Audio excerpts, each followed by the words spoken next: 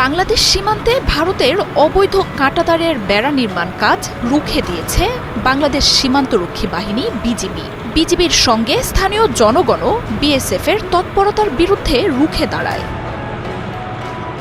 গেল 2 দিন ধরে বাংলাদেশ ভারতের চাঁপাইনবাবগঞ্জ সীমান্তে কাঁটাতারের বেড়া নির্মাণকে কেন্দ্র করে বর্ডার গার্ড বাংলাদেশ, বিজিবি এবং ভারতীয় সীমান্তরক্ষী বাহিনী বিএসএফ এর মধ্যে উত্তেজনা দেখা দিয়েছে।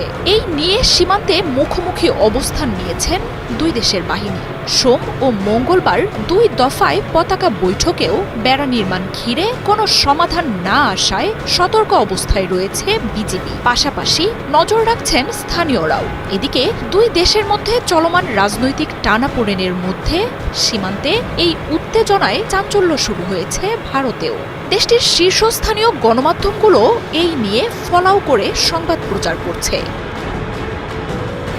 সংশ্লিষ্ট সূত্রগুলো বলছে, চাঁপাইনবাবগঞ্জ জেলার শিবগঞ্জ উপজেলার আন্তর্জাতিক সীমান্ত পিলার 177/1 এস এবং 2S এলাকায় বিগত আওয়ামী লীগ আমলে সীমান্তের নোম্যান্স ল্যান্ড থেকে 50 গজ এগিয়ে বাংলাদেশের অভ্যন্তরে ভারত একটি কাঁচা রাস্তা নির্মাণ করে। আন্তর্জাতিক শূন্যরেখার 100 গজের মধ্যে সেই রাস্তার পাশে সম্প্রতি কাঁটাতারের বেড়া নির্মাণের উদ্যোগ নেয় ভারতের সীমান্তরক্ষী বাহিনী।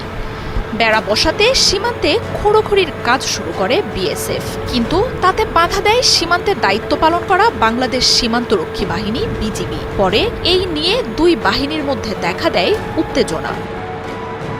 বিজিবির পক্ষ থেকে জানানো হয়, 6 জানুয়ারি সকালে ভারতের মালদহ জেলার কালিয়াচক থানার সবদলপুরে বিএসএফ ক্যাম্পের সদস্যরা সীমান্ত ঘেঁষে কাঁটাতারের বেড়া নির্মাণের কাজ শুরু করে। বিএসএফ এর পক্ষ থেকে 6 মাস আগে নির্মিত অবৈধ রাস্তার পাশে বাংলাদেশের অভ্যন্তরে কাঁটাতারের বেড়া নির্মাণের এই কাজ শুরু করলে এতে বিজিবির পক্ষ থেকে বাধা দেয়া হয়। সোমবার বিকেলে উভয় পক্ষের মধ্যে পতাকা বৈঠক হলেও কোনো সমাধান হয়নি। পরে মঙ্গলবার আবারও কাজ শুরু করে বিএসএফ, তবে তাতে আবারও বাধা দেয় বিজিবি। পরে এই নিয়ে সীমান্তে উত্তেজনা বৃদ্ধি পায়।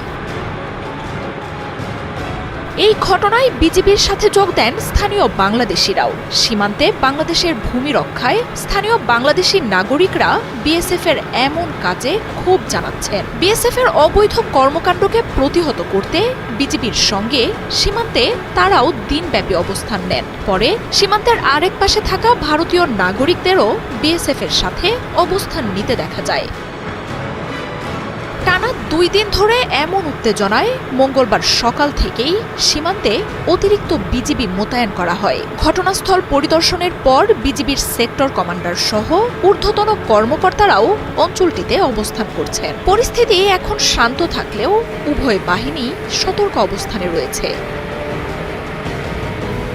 গেল আগস্টে বাংলাদেশে আওয়ামী লীগ সরকারের পতনের পর অন্তর্বর্তী সরকার দায়িত্ব নেয়। সরকারের তরফ থেকে জানানো হয়, 2 দেশের সম্পর্ক হবে সমানের সমান। সেখানে ভারতের আধিপত্য বা হস্তক্ষেপ কোনোভাবেই মেনে নেওয়া হবে না। এছাড়াও সীমান্তেও যেন বিজিবি পিঠ না দেখায়, সেই নিয়েও বার্তা দেওয়া হয় সরকারের তরফ থেকে। মার্জিয়া উপমা, 71।